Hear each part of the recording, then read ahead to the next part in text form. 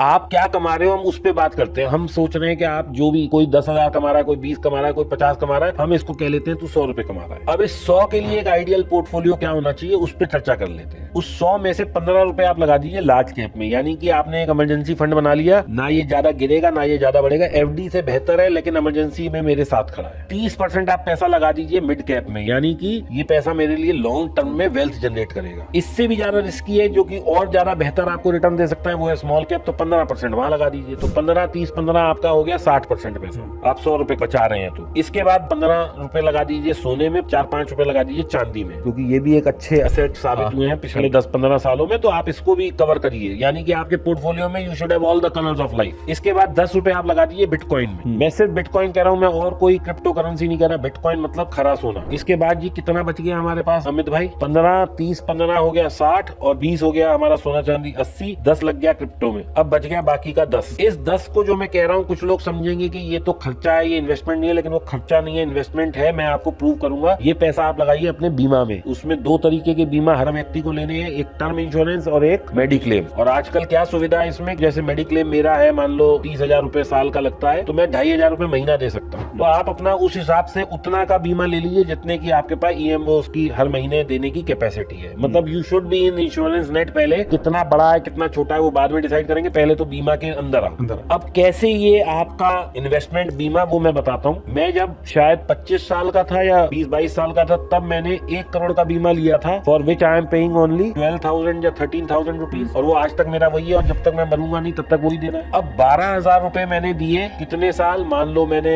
70 साल दिए, तो कितने पहुंचे मेरे पास वहाँ पैसे? 7 लाख रुपए। 7 का मैं कितना ही मल्टीप्लाई कर लूं तो भी 1 करोड़ नहीं होता। आज मर जाऊं तो भी 1 करोड़ मिलेगा मेरी फैमिली को। तो दिस इज द इन्वेस्टमेंट। दूसरा, मैं हर साल 20,000 रुपए देता हूँ अपने मेडिक्लेम पे। मैंने 20 साल दिए, 4 लाख दिए। अब उसका भी लोग कहेंगे अरे सर आपने उसको म्यूचुअल फंड में लगाया होता, यहाँ लगाया होता, वहाँ लगाया होता। तो भाई तो भी वो सब मिला लो तो भी वो 15-20 लाख से ज्यादा नहीं होता। मैं बीमार हुआ था जी आज से 5 साल पहले, 35 लाख का मेरा बिल था, और वो इंश्योरेंस कंपनी ने 1 मिनट में दे दिया, 1 टाइम। लेकिन आज भी मैं उसी 1 करोड़ के लिए इंश्योर्ड हूँ, या 50-60 लाख रुपए के लिए इंश्योर्ड हूँ अपने मेडिकल बिल में। अभी भी मैं वही दे रहा हूँ 20,000 रुपए। तो कहने का मतलब मैं तो 5 बार भी बीमार हो सकता हूँ, तो आप तो कंपनी से 5 बार क्लेम लो ना मेडिक्लेम का। अब आप डिसाइड करो कि ये इन्वेस्टमेंट है या वो है।